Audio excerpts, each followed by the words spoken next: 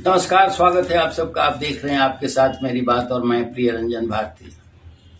मुख्यमंत्री नीतीश कुमार के बेटे निशांत कुमार ने विधानसभा चुनाव लड़ने और राजनीति में पदार्पण करने की संभावनाओं को सिरे से खारिज कर दिया। कल यानी शुक्रवार को वो पटना हवाई अड्डे पर पत्रकारों से घिरे थे और उनसे सवाल पूछा जा रहा था कि क्या आप इस बार विधानसभा का चुनाव लड़ेंगे। वो चुप्पी साध गए और इससे पहले भी बख्तियारपुर में एक समारोह के दौरान ये सवाल पूछा गया था और वो उसे टाल गए थे। निशांत कुमार ने ये टाल तो दिया और इसके साथ साथ जो माहौल बनाने की कोशिश की जा रही थी, जो बड़े ही उम्दा किस्म के लोग इस बात को आगे बढ़ा रहे थे कि मुख्यमंत्री नीतीश कुमार अपने बेटे निशांत कुमार को उत्तराधिकारी बनाएंगे, उनका बिल्कुल सिरे से पटाक्षेप हो गया है और उसके साथ साथ वो धड़ाम से गिरते हुए नजर आ रहे हैं।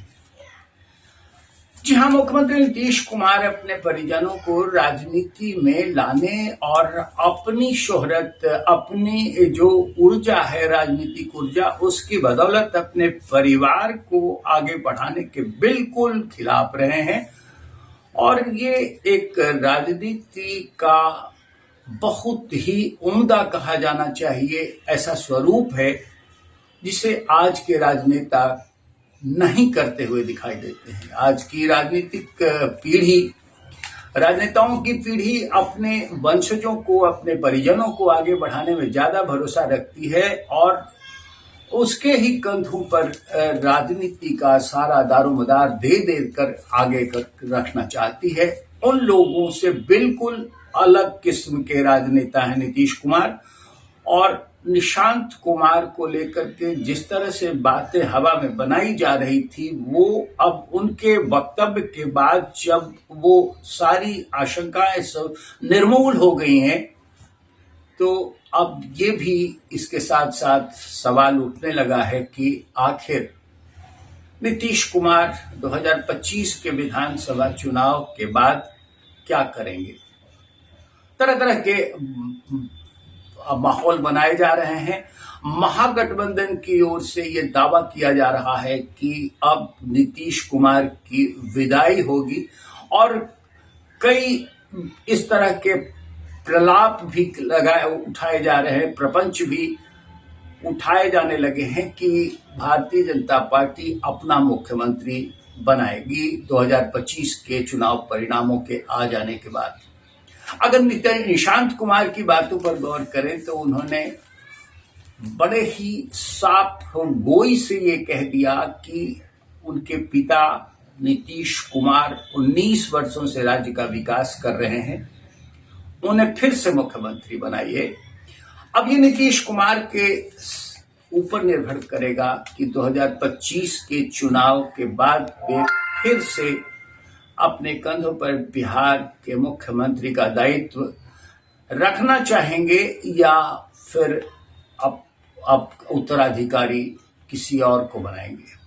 परिस्थितियां क्या बनती हैं ये अभी हवा में है, लेकिन निशांत कुमार के वक्तव्य के साथ साथ बहुत कुछ स्पष्ट हो चुका है। एक और बात जो साफ हो गई है वो ये कि भारतीय जनता पार्टी का जो फॉर्मूला है 5 दलों को साथ लेकर के फिर से सत्ता में पहुंचने का, उसके सूत्रधार तो नीतीश कुमार ही हैं, क्योंकि नीतीश कुमार के बदौलत बिहार के विकास की तस्वीर बनी है और बिहार का एक नया स्वरूप सामने खड़ा हुआ दिख रहा है। इसलिए 5 दलों के एनडीए गठबंधन का भावी मुख्यमंत्री भी नीतीश कुमार को घोषित करते हुए भारतीय जनता पार्टी ने बड़ी चालाकी की है और बड़ी ही ये कहा जाना चाहिए कि बड़ी अक्लमंदी के साथ ये तरकीब निकाला हुआ है। और नीतीश कुमार के बगैर किसी भी गठबंधन का बेड़ा पार बिहार में आज की तारीख में होना भी संभव नहीं है। निशांत कुमार जब ये कहते हैं कि मुख्यमंत्री नीतीश कुमार ने बिहार का विकास किया है, तो इसमें गलत कुछ नहीं कहा जा रहा।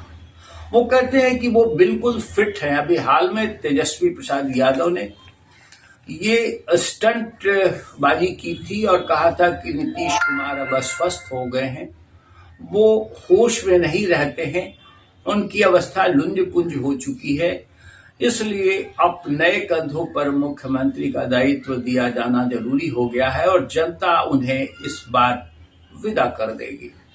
निशांत कुमार ने सीधे उसको खंडित करते हुए कहा कि उनके पिता पूरी तरह से स्वस्थ हैं, फिट हैं और फिर से मुख्यमंत्री उन्हें बनना चाहिए।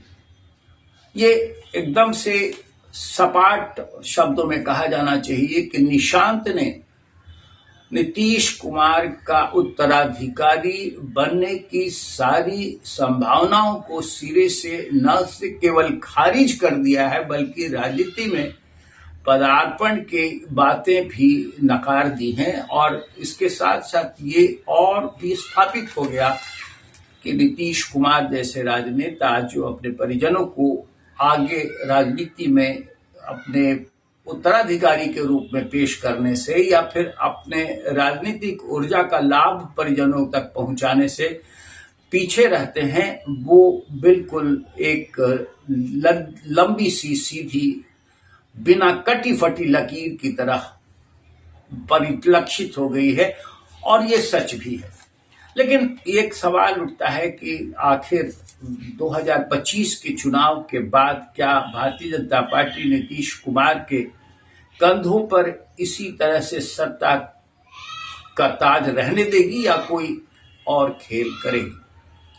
ये एक सवाल उठ रहा है और इस सवाल को कहीं ज्यादा तवज्जो महागठबंधन के नेता दे रहे हैं।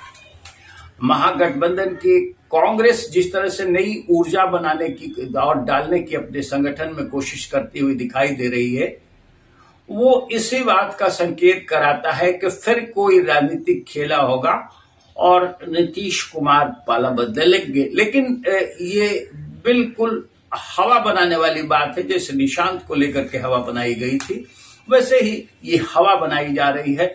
नीतीश कुमार जान चुके हैं और अपने अब राजनीतिक कैरियर में वो फिर से पाला बदलने की स्थिति नहीं आने देने वाले हैं, क्योंकि इसके पीछे बहुत और भी रहस्य हैं। वो अब पूरी तरह से भारतीय जनता पार्टी के साथ रहने के लिए प्रतिबद्ध हो चुके हैं, वो कहीं नहीं जाएंगे। ये ठोक करके आप लिख लीजिए और ये बात बिल्कुल चट्टान की तरह साबित भी हो जाएगी। लेकिन इसके बाद क्या होगा, ये सबसे बड़ा सवाल पैदा होता है। ये तभी संभव हो सकता है कि जब नीतीश कुमार अपनी मर्जी से स्व घोषणा करें कि अब वो सत्ता किसी और को सौंपना चाहते हैं, बिहार की कमान किसी और को सौंपना चाहते हैं, क्योंकि ये विकास की धारा आगे बढ़े, इसलिए यथेष्ट व्यक्ति यही हो सकते हैं। तब ये संभव हो सकता है और मुझे लगता है, मेरा अपना अनुमान ये कह रहा है कि आने वाले चुनाव परिणाम, विधानसभा चुनाव के बाद जो परिणाम आएंगे, उसके बाद इस तरह की परिस्थितियां हो सकती हैं कि नीतीश कुमार स्वतः सत्ता का हस्तांतरण अपनी मर्जी से करें और फिर वो तय होगा कि भारतीय जनता पार्टी किस तरह के सत्ता समीकरण का सूत्र गठित करती है।